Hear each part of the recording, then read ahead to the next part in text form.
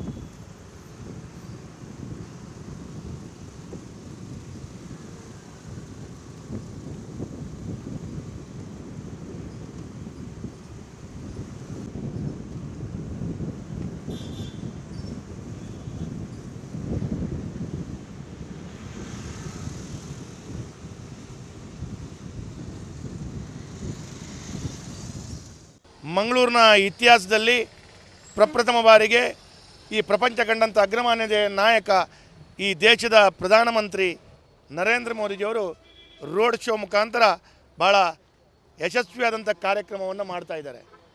ಇಷ್ಟು ವರ್ಷ ಅವರು ಮಂಗಳೂರಿಗೆ ಬಂದಾಗ ಒಂದು ಸಾರ್ವಜನಿಕ ಸಭೆಗಳು ಇದ್ದವು ಬಿಟ್ಟರೆ ರೋಡ್ ಶೋಗಳಿರಲಿಲ್ಲ. ಇದು ಪ್ರಪ್ರಥಮ ಬಾರಿ ಈ ರೋಡ್ ಶೋ ಆಗ್ತಾ ಇದೆ.